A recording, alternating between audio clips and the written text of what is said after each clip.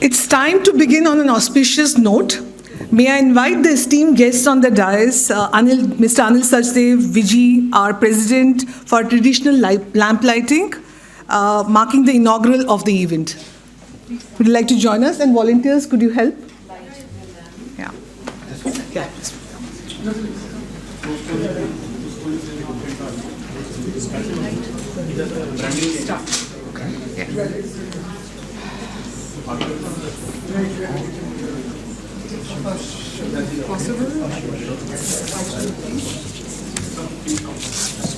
Can we have the music, please? Some music. Yes.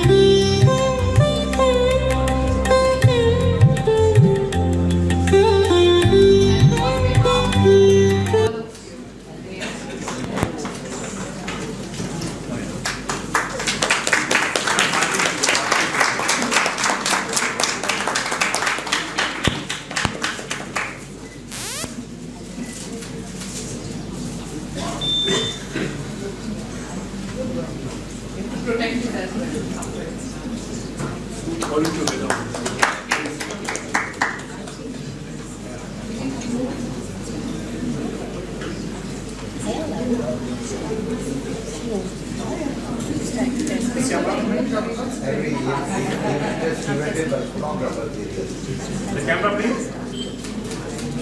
This camera. Thank you. Thank you.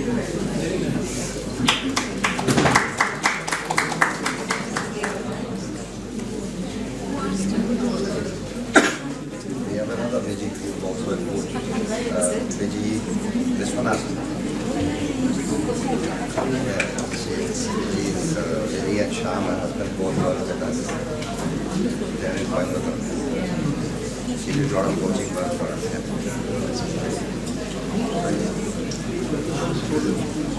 I'd like to invite Mr. Krishnan to welcome Mr. Anil Sachdeva for the keynote address.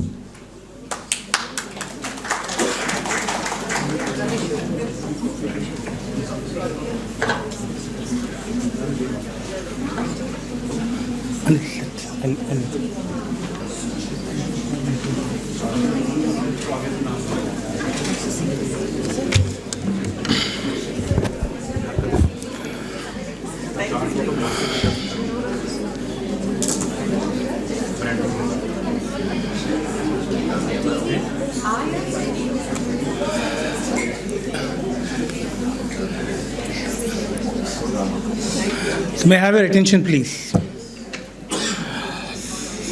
Some leaders build organizations. A few shape industries. But the rare ones shape how leaders themselves think, grow, and lead. So good morning, ladies and gentlemen. As we gather here for Raga 2026, anchored in the theme Clarity in Chaos, the coaching impact, it is only fitting that we begin with someone who has spent a lifetime helping leaders navigating exactly this journey. So it's my absolute privilege and a deep personal honor to introduce our keynote speaker, Mr. Anil Sachdeva.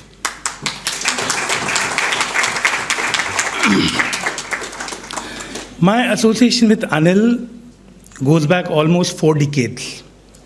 That probably makes me one of the oldest here. September 1987 was the time when Anil interviewed me in Aisha as a young engineer when he was the director HR. And what began as a professional journey evolved into something much more meaningful. A relationship where he has been my mentor, a guide, a sounding board, and above all, a constant source of inspiration for me. Anil's journey is nothing short of extraordinary.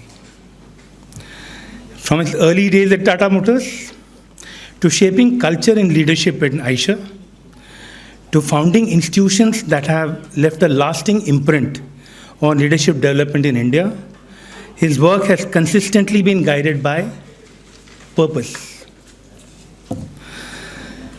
As the founder and chairman of SOIL, the School of Inspired Leadership, in Gurgaon, he has reimagined management education by integrating ethics, sustainability, and a deeper consciousness into leadership. If any of you haven't met those students, haven't considered them for campus interview, my invitation is to please do it. You will find a significant difference. He has been at the forefront of building organizations like Aisha Consultancy Services, Grow Talent, and has worked closely with CEOs and leadership teams across industries, helping them navigate transformation and growth. What truly sets Anil apart is not just what he has built, but how he has built it. He brings together business wisdom, human insight, and spiritual grounding because of his deep association with the Chinmaya mission.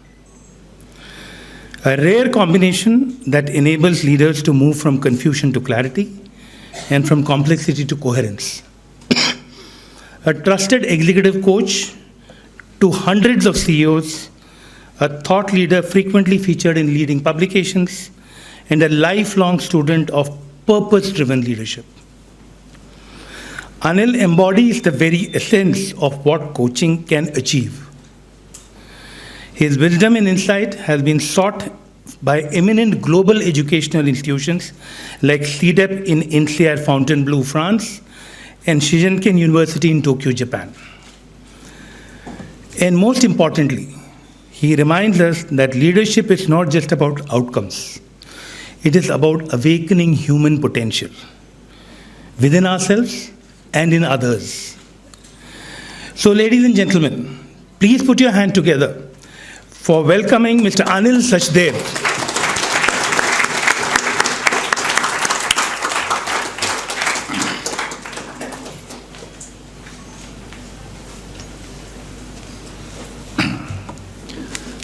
समस्त जन कल्याणे निरतम करुणामयम नमामि चिन्मयम देवम सद्गुरुम ब्रह्म विद्वरम. I always begin my conversations in rooms to honor my spiritual teacher. Every minute in his presence made you smile for no reason. Every breath there was teaching, and I was very privileged to be his disciple from a very young age. So everything that has happened to me, my family, we feel the blessings of the divine, and we feel the blessings of our spiritual teacher in everything that has manifested in our lives. I just want you to take a moment to think about people in your life who have made a big difference to you, and silently thank them for who they are and what they have done in your life. How many of you have thought of a parent? How many of you have thought about a teacher? What about colleagues at work? It's very interesting. When I ask this question in North America about parents, very few hands go up. In Europe, some more hands go up. In Japan and India, many hands go up. But there is something very wonderful that in our tradition, parents are like the first teachers. And we say the first debt we owe to the divine, then the spiritual teacher and our parents, and then to society. It's incredible that all who we are today are shaped by the stories we heard when we were children and by the experiences that we had by watching our dadi and nani and dada and nana and all our parents do what they did. But look at the state of the world today. All research shows this planet has no business to survive for more than 60 years. The way we are consuming the earth's resources today, we have no reason to survive. It's incredible how much hyper-nationalism has been born in the last decade. How the world order, the leaders that we are gifting to ourselves through electing them, are leaders who are optimizing the local at the cost of the whole. Every significant leader we are throwing up seems to be completely different from what we talk about in all the conversations like in coaching. Very top-down, very authoritarian, not building consensus, but such are the leaders we are selecting because somewhere we don't have trust in democratic institutions. We believe that we cannot govern ourselves, so we need some strong, charismatic leader who will come and show the way, and rest of us will follow. We are outsourcing all our thinking to some such charismatic leader. And look at the tragedy that we are giving to ourselves. I don't know if you have read a book called The Good Ancestor. If you haven't, I urge you to buy the book today. The Good Ancestor says, imagine 100 years from now, your grandchildren or great-grandchildren have your picture on the mantelpiece, and your great-granddaughter is talking about Rashmi and about Deepika. This was our great-grandmom. And she describes the people who lived in 2026. Imagine 100 years later. How are they describing the people who live today? They said these people snatched the future of the children which were about to be born. Even the government's financial models only invested in infrastructure that was going to benefit humanity for the next 30 years.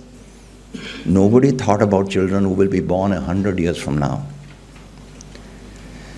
Because we have become so self-serving, so isolated, so selfish in our pursuit, and the model of capitalism that democracy has given itself is so hollow spiritually that the capitalist model has destroyed humanity. All the business schools all over the world worship at the feet of Kellogg and Harvard and Stanford. All the management books, including coaching disciplines, emerge from North America, and that country has no idea about what is going to be the future. It is absolutely hollow today. 3/4 of the marriages break down, one of the highest crime rates in the world, drug abuse of the highest order, homeless people in every place, including Silicon Valley. Is that the model of capitalism that we are going to worship at? Is that what the world requires? And all the answers we seem to think come from the West. And the West is completely clueless. Actually, what we have done to ourselves is absolutely dangerous. There's a man called Peter Russell. I don't know if you have seen his work and the book that he wrote called The Global Brain. They took pictures of Mother Earth from outer space. And you know, some cities resembled cancerous cells. Can you guess what those cities were like? What was unique about the cities that appeared from outer space like cancer? Can you guess what was unique about those cities? Anybody? Just take a guess. Why would some cities and communities resemble cancer? Why do you think? Take a guess. Less nature. Less nature in that space. That's one. What else?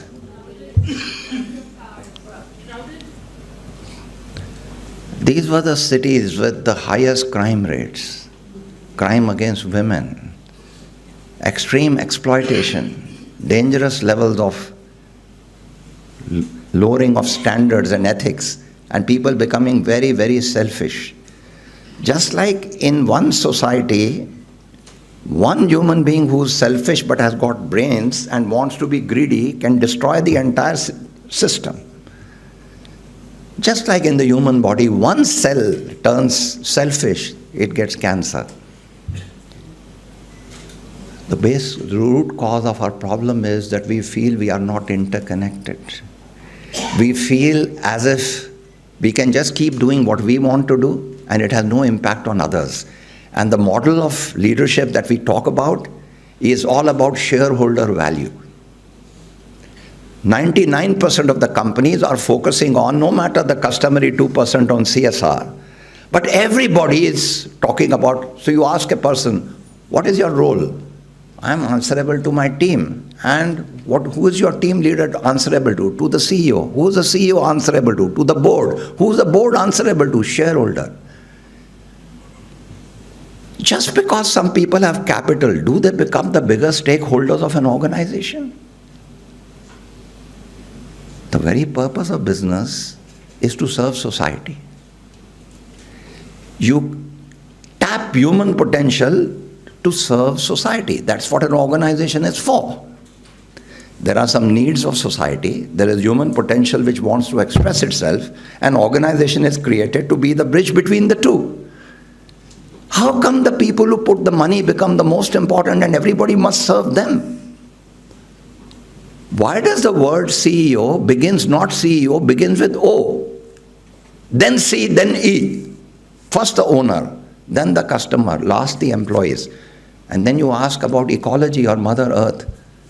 That's only a desirable future. Some people in the future will take care of Mother Earth. What about the impact on the community? Oh, we are doing our CSR. We are serving the people who are around our factories or around our offices. Is that the purpose of a business? What are employees for in a company? Employees are not resources. They are the very source. Every one of us has dreams. We want to make a difference in our lives. We want to do something which makes the world better. Because we all know that every human being is searching for happiness. And happiness doesn't lie in things. The most valuable thing in life is not a thing. We know that. And yet, we keep on pursuing and we keep on postponing our happiness to the future. One day, I will be happy. One day, I will get the ideal organization to work for. One day, I will truly be satisfied. And these conversations keep getting postponed. And in the short time, all we are busy with, how to do more, earn more, and each one of us then begins to think about this selfish thing. Instead of making life and work as one dance, which is meaningful, which is making a difference, we create this artificial language in our mind, work-life balance.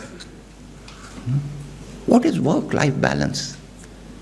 That means I don't really enjoy my work. I don't think I'm making any difference. So I'm trying to create some happiness as my personal life. But work is supposed to be worship. Work is the most important instinct in human beings. The first part of our life, we are preparing for work. The next part of our life, we are working. The third part of the life, we are hoping, enabling others to perform well. And the last part of our life, I hope, is the practice of silence. The 4 stages of humanity. First you learn, then you earn, then you return, and then you yearn. Brahmacharya, grahastha. Brahmacharya, grahastha, vanaprastha, sannyas. My ex-boss from the Tatas, V.S. Mahesh, he was at University of Buckingham. He wrote that book on human motivation. He told me, Anil, I was telling my colleague that you are 50-year-old, you are an MD of a global consulting company, you are still excited about winning that $1 million contract? He says, shame on you. You should not be talking about your achievement at 50. You should be talking about your teams. You should be talking about enabling others. If at 50 you are still seeking adulation and recognition, what is the difference between you and anyone else? So in the Indian environment, in the Indian culture, we taught people, first you learn, then you work with all your potential, then your next part of your life, you must make others successful. That is what coaching is about, right? I was, in Aisha, a long time back, we started this our own program, what we call performance coaching, performance counseling and coaching. I'm sure Krishnan and many other people have gone through that. And I remember taking the chairman and the board and senior leadership team for a workshop on performance coaching in a place called Barog in Himachal. So that evening, Vikram Lal, the main shareholder and chairman of Aisha, he and I were going for a walk. He told me, Anil, this has been the finest learning experience last 2 days I've spent. And he said, one thing, we should make this program compulsory for every significant team leader. No matter whether the person has got 5 workers or 5 supervisors, this should be part of that person's way of doing things. And he told me, Anil, I want you to know, if any business leader asks you, what is the ROI? Tell him, this is a stupid question. He says, investment in building capability of people, do you call it? Do you want to measure in financial terms? Are you stupid? Can you measure the amount of flowering that takes place of human potential when you invest in a dialogue with somebody because you are paying attention to somebody? In the world of today, what do you think is the most important form of capital? It's attention. Financial capital is overrated. In this whole distraction economy, the world's most valuable companies today are engaged in distraction. Whether it's Google or Meta, they have become most valuable because we have gifted our time to them.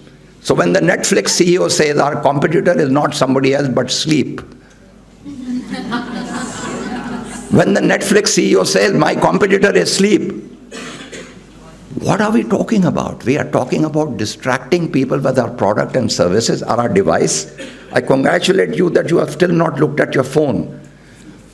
We are addicted. We want to look at our phone after just a few seconds. 7 to 8 hours of our life is spent inside the device. In this attention, what therefore we deserve to give? What is the model of leadership we deserve to give to ourselves? Leaders who are fully present. We can't have the privilege of coaching unless from inside we learn to first become calm ourselves. If we don't have a practice of inner silence and calmness, we have no business to be in coaching. Because if your mind is not still and calm and silent, you cannot pay attention to others. And if you don't have the gift of creating that inner silence in yourself, you don't have the right to encourage others to be exploring who they are. So how do I create inner calmness in myself? How do I build, when I say I want to build resilience in others in this whole world of chaos that is taking place? The key to resilience is compassion. Vijay briefly talked about it. When His Holiness the Dalai Lama is asked the question, we've been taking groups of CEOs to meet His Holiness for many years together. And every time we had an audience with him and we had a dialogue with him, he would ask us, what are you here for? So we said, we have come to the Siddhbadi ashram, we have this group of CEOs, we are doing a transformational leadership retreat and we are spending time on reflection and meditation. So he asked the CEO from an American company who was in our group, how long can you meditate? So he said, how long can you meditate? So he didn't know what to say. He said, 30 seconds. And then he laughed. Very difficult, he said. Very, very difficult. And he laughed like a child, like he does. You see, the reason we are not able to be silent is because we don't have a practice of giving and practicing loving kindness. The key to resilience is compassion. For yourself, to forgive all the mistakes you have done in your life, to forget all the gila shikwa is the Hindi word I prefer, but all these thoughts we have in our heart, that somebody didn't do this to me, or this person did not do this to me. We keep having these expectations from others. From our bosses, we keep thinking, tell me I am the best person you ever worked with. To our spouses, we keep saying, I wish you acknowledge I am the best spouse you could have ever got. And as the children get older, we have the same expectation from them. These unstated emotional expectations make us feel like victims all the time. We keep running towards things and running away from things. And we don't have the time to be fully present. So our teacher used to tell us, in meditation, just be. And in action, be just.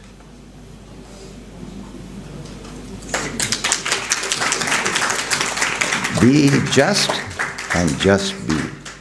So we are the best leaders of our own selves.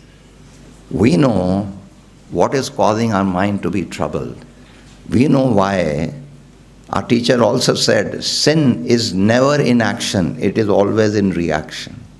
You keep saying, I wish I had done something else. I wish I had not been so rude to this person. I wish I had thanked this person. I wish I had gone and spent time with my nani, whom I did not meet and she is now passed away.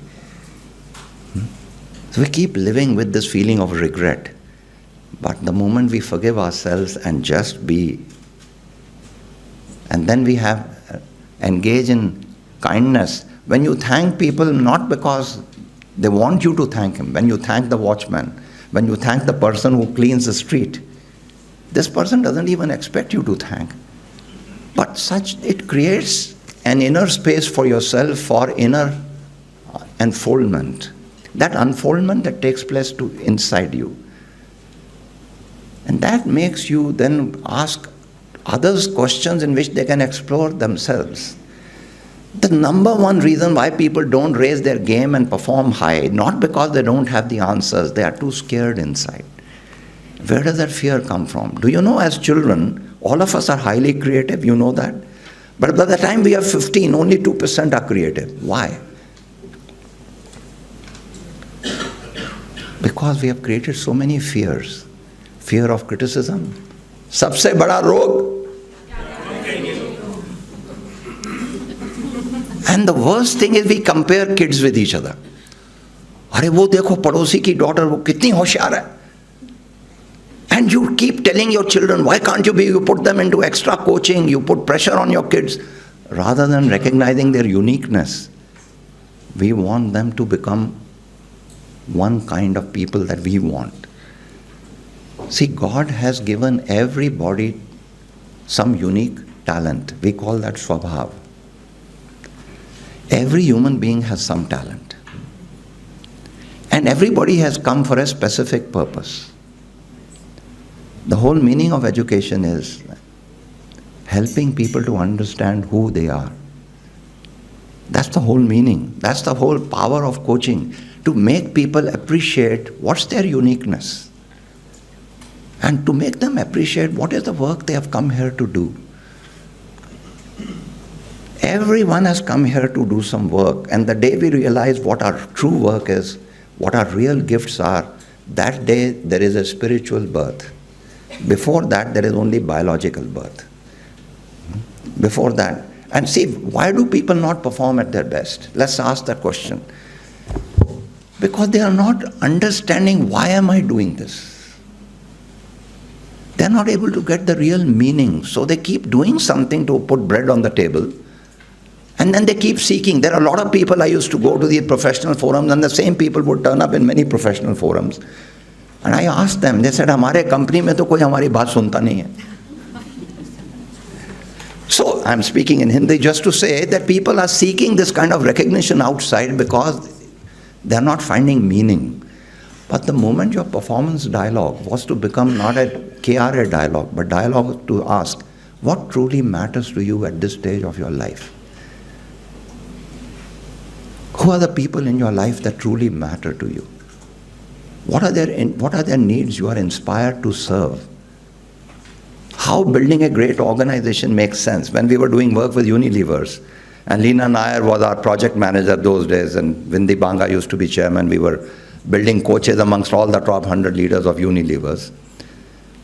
Leena once asked me this question. He said, Anil, my biggest issue is that in levers we are so much oriented towards performance, that we are not having the conversation with them on saying what matters and why does it matter. As a result, our innovation has become subdued. And then they started this whole new conversation in Unilevers globally on what is not just the purpose of Unilevers, which Paul Polman started that initiative, but every human being, they created a day-long workshop to have these questions. Who are you? What matters to you? Who are the people in your life that matter to you? What difference do you want to make to their lives? And the higher the purpose somebody defined, see, everybody wants to serve their families, especially in this country. I, my wife and children, everybody wants to do things that matter to them. But the moment you turn the conversation not just to my family, but to society, to community, to my country, amazing things begin to happen.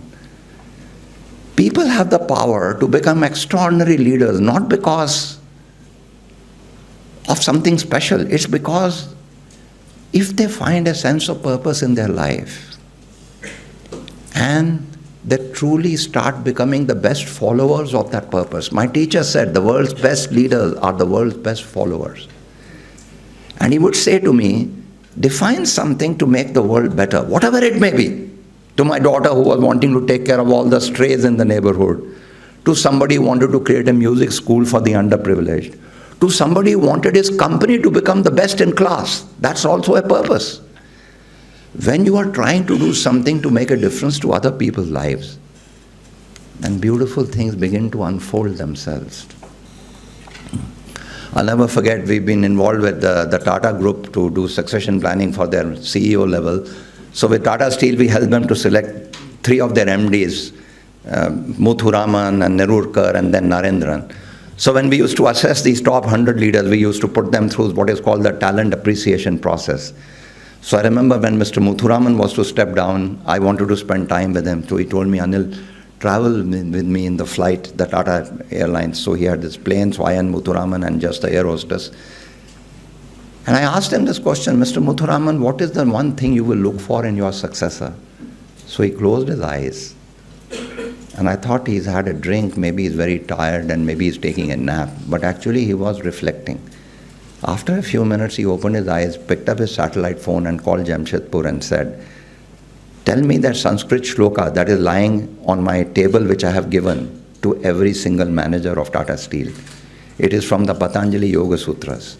The stanza said, if you are inspired by higher purpose, strange things will happen to you.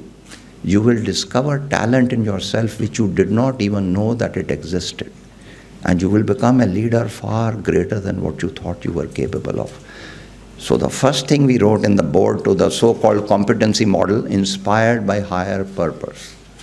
Nobody had ever defined such a leadership competency, but inspired by higher purpose. So amazing things happen when we begin to ask these fundamental questions to people. So my invitation to you is replace the usual performance dialogue which you get people to coach around. Get your managers whom you're coaching, leaders whom you're coaching to say what would happen if the conversation was to turn away from KRS to asking, and you being vulnerable. When you ask people what matters most to you, you should be willing to get answers which may be very different from what you were expecting. And who are the people whom you want to serve? What are their needs you are inspired to serve? How can you use your talent to satisfy those people? These are very different conversations. And this is not just life coaching, because we sometimes say this is life coaching, this is professional coaching. This is not that. There is only one life. I will never forget when we used to work with Dr. V. Kurian in NDDB. We did a lot of work for over 10 years with the farmers. And first time I went there, I saw the people in the Amul factory, and I'm going to come out and do this. Before entering the factory, everybody did this.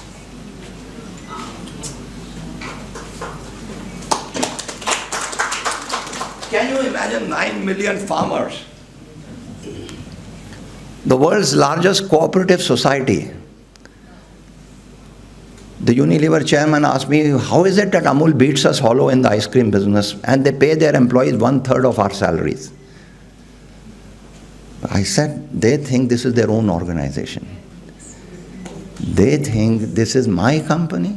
I have complete ownership and I have come here to serve.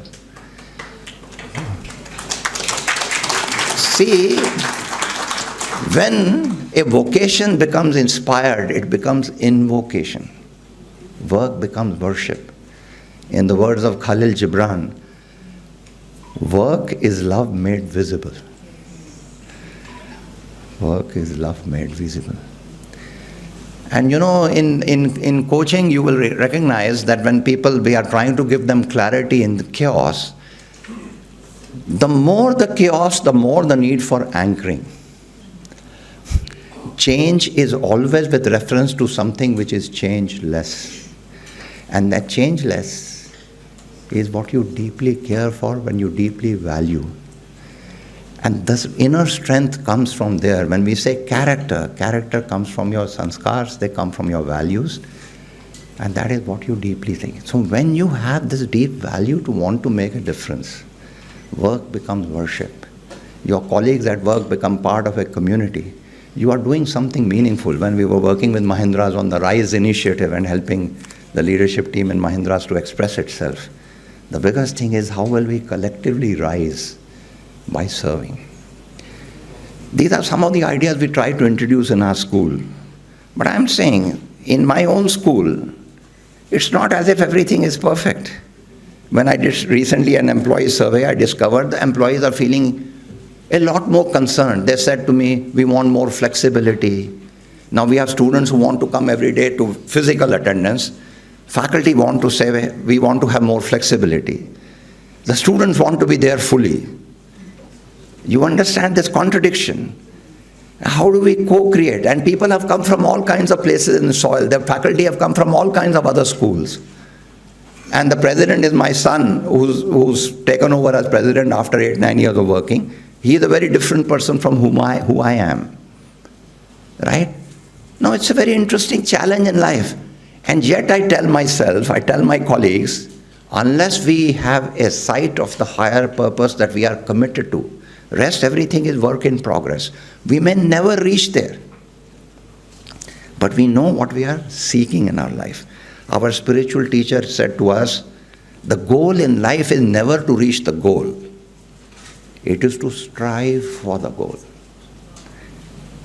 In the journey, if you can rise, and therefore he would say to us, you have to rise in love.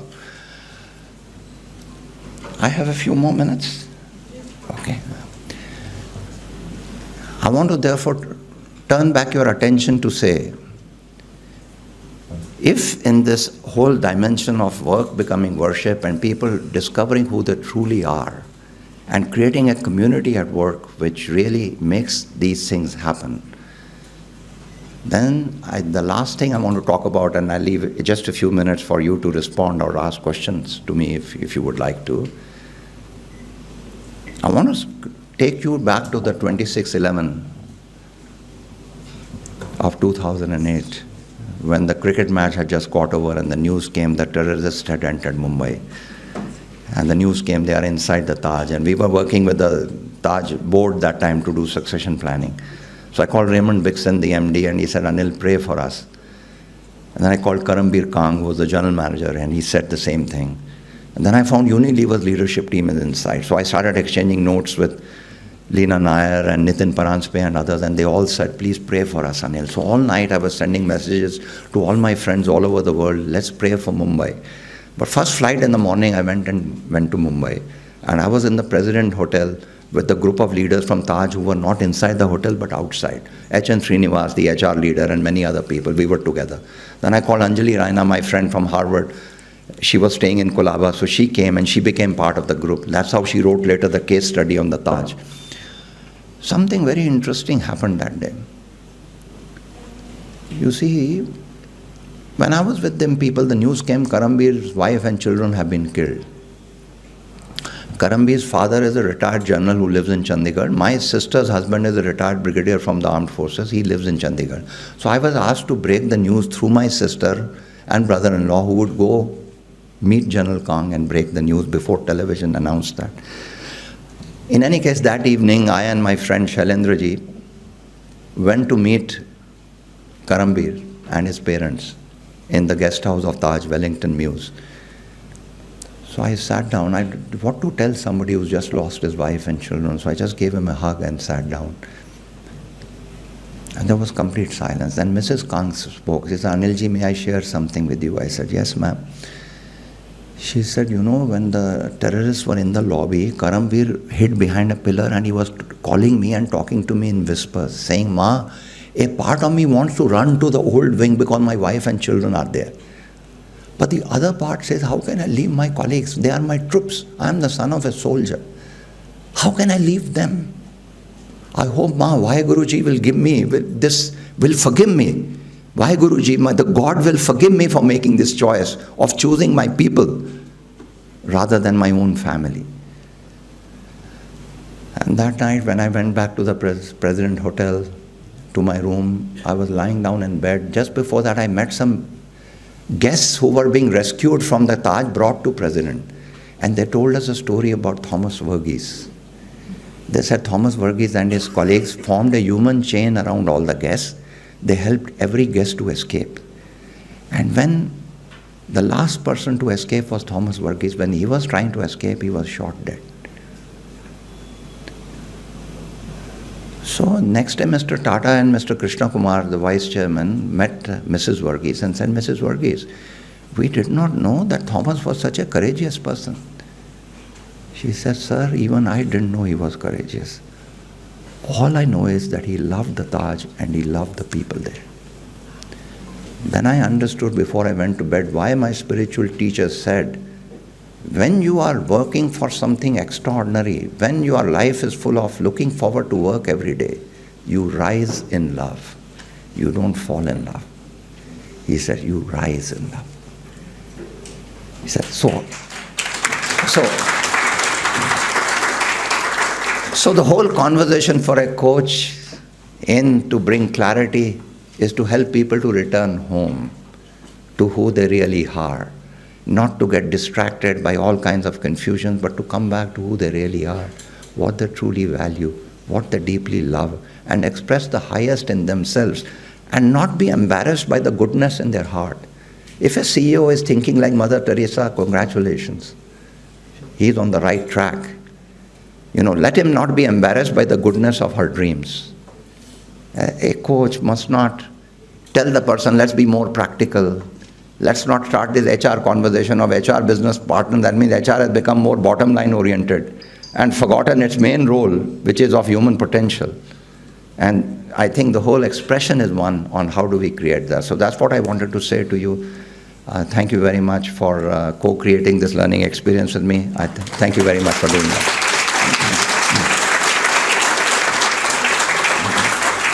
I'll be very happy to take any questions. No, thank you. Thank you. Thank you. Thank you. Thank you very much. Thank you. Your questions and your comments, if any. I think we have probably 5 minutes for that. Is that right? Yeah, 5 to 10. Okay, sure. Any questions, please? I have a comment. Yeah. Thank you for bringing us with this grounded feeling of who we are today in this together, creating something enormously significant as a human being. Thank you. Thank you. Thank you. I have a question. Yes. I think this was amazing and a beautiful speech. your spiritual teacher? Swami Chinmayananda, right next door. So Lodi Road Chinmay Mission. I also am the Mukhya Sevak there. I'm the managing trustee of Chinmay Mission. And he's no more in physical form, but he lives through our hearts. And his successor, Swami Tejomayananda, now Swami Sarupananda. So it's this year we are celebrating 75 years of his work. So it's a beautiful. So thank you. And I'm truly privileged that, I've been attending a discourse with Anil. He's used Gita as an entire framework for, how you can leverage that in the corporate world. So it's been just so beautiful last 2 months with you, Anil. Thank you. Yeah, Deepika is a fellow learner in that journey. Yeah. Yes. I'm Sunny. Thank you so much for the insights. I have a question. It's to frame on failures. A lot of time when we hear speakers, it's usually about a success story, or in your dialogue also there were names which are very big, but the failures, the people who are on the ground, they kind of get ignored, especially with your association with Chinmaya. If you could throw some light, how do you see that? How do you bring that into your conversation? Would we love to hear your views. I must say that there was an entrepreneur I was working with, and he's a well-known sort of entrepreneur, employs a large number of people. And he came to me and said, Anilji, I need your help because I am a gone case. Because I don't know how to treat my people, and I have this psychotic problem, and everybody does that, and I have made myself a promise, this time I'm really interested in transformation, work with me. So we were skeptical to work with him because of his reputation, but we decided to work with him anyway because of his sincerity. And for a few years, everything turned well. And then after a few years, he began to ask the same questions to his people in our presence. How much do I pay you? How much did I pay you last month? What have you produced? Aren't you ashamed of your output? And he would talk in presence of the consultant. And I said to him, so there are some people, for whatever reason we call it, if you believe in the spiritual discourse that I am part of, we call it prarabdha, which means there are some past actions which have made your personality one kind, and you have to really get the gift of some teacher who appears in your life who can turn you inwards to say, from getting trapped in your past, how do you make a new beginning? So we were not very successful working with that company. It was a failure on our part. And when I learned out of that experience, I found that my job was to do my best, and as my teacher would tell me, leave the rest. So I was asking, did we do our best?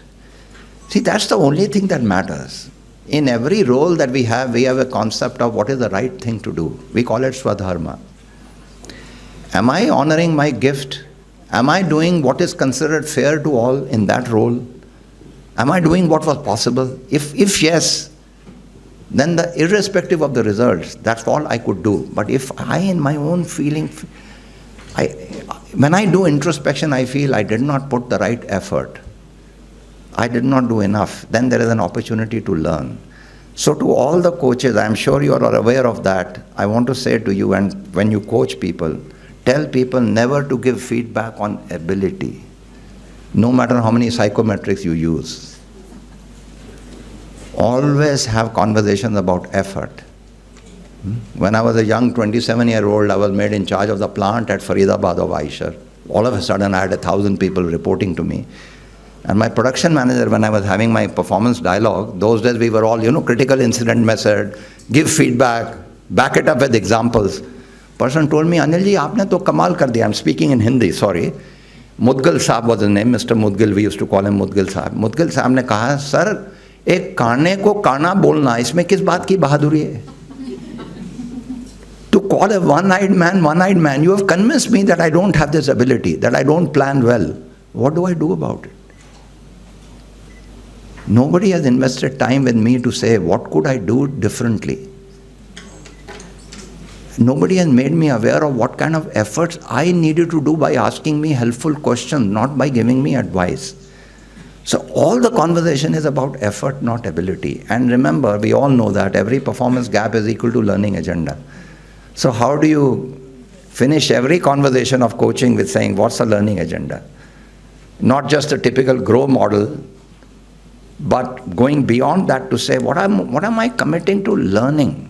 Because unless there is a commitment to learning, not just artificially practicing new behaviors.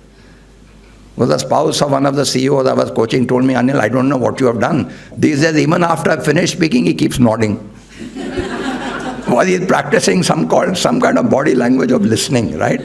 So he said, so that's what I meant to say. So thank you for asking that question. Thank you so much, sir. Thank you. for Excellent connection that I felt was established.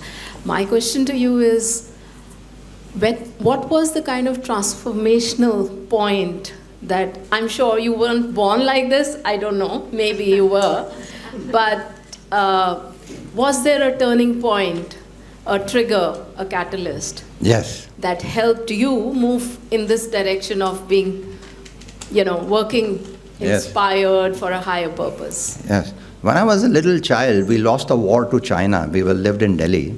And I saw scenes which no child should ever watch. The Indian soldiers' bodies coming back. And, it was very, very depressing at that time in 1962. And, people came to collect funds for the Jawans' families. And I saw in our neighborhood, people, all the women removing all their jewelry and donating. And my older sister was in Miranda House. She was an NCC cadet and under officer. So that year on the Army Day, Pandit Nehru was there, and my sister's duty was to serve him tea, coffee. Lata Mangeshkar sang that song for the first time, "Aay Mere Watan Ke Logo." And my sister is an amazing singer. So that night at dinner, she recited the story and sang that song. As a little kid, it impacted me very deeply, like it did my other siblings. So my elder brother left IIT to join NDA, became an army officer. My two sisters married only infantry officers in the army. So when the 71 war came, we were in a small Dehu Road cantonment near Pune. And my both brother-in-laws were at war, my cousin was at war, uncle was at war, my dad was in the ammunition depot. And I said to myself, I'm a 17-year-old, what can I do? So I and my friends, we wrote a play in Hindi. I wrote that play and we went to Film Institute. We collected the actors from there, persuaded them to come and act in that play. And in the local club in Dehu Road, we sold tickets, 5 rupees a ticket, collected 5,000 rupees and donated to the army's wives. That, as a 17-year-old, that was, I think, a moment of real personal transformation, to say, oh my God, this was something very magical, and this was the best thing we ever did in our lives. And then the search started on what can I do in my life to make a difference. And out of that, my conversation with Swami Chinmayananda, this happened. So, but thank you for asking. I think I've exceeded my time, but thank you very much. Thank you. Thank you.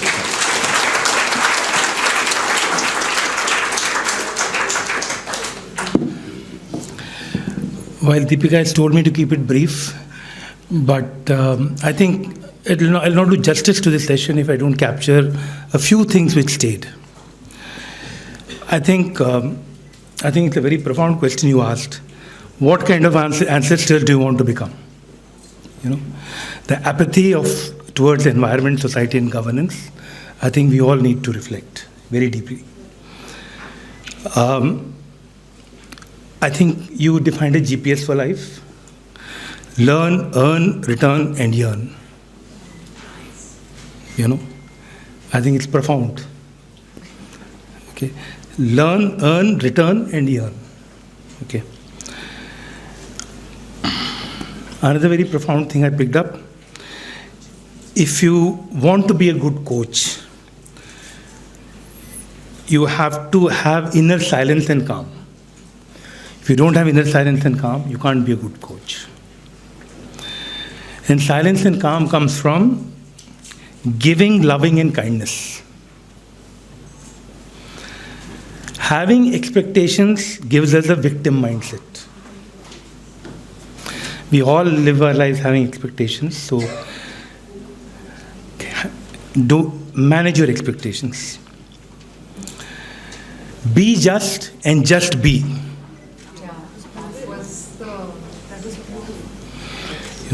Be just and just be. We all handle clients who have performance challenges. Performance suffers because of our inner fears. Coaching should help your client to understand who they are and what is their purpose. What is important to them and why is it important for them? When you help people achieve a higher purpose in life, beautiful things start happening to you. So be inspired by a higher purpose. When vocation becomes inspiration, it becomes invocation. Beautiful, Anil.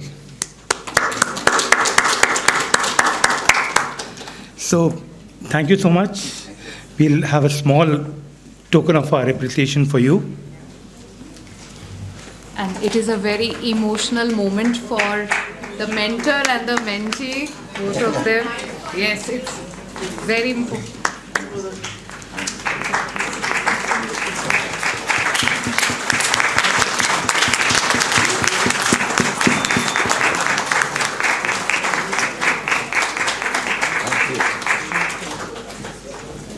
Thank you, Krishna. Really appreciate it. Wonderful community. Thank you. Thank you. Thank you. Thank you very much. Thank you. Small token. Thank you very much. Thank you. This camera. Look here, look here. Thank you. This we can tell with our great grandchildren. That we were all here. Yeah, that we were here. Something shifted today. Thank you. Thank you.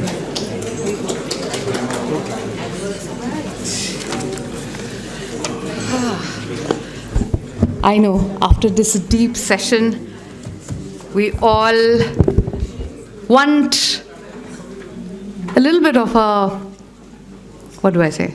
A time travel, a space travel, a culture travel. Yeah, so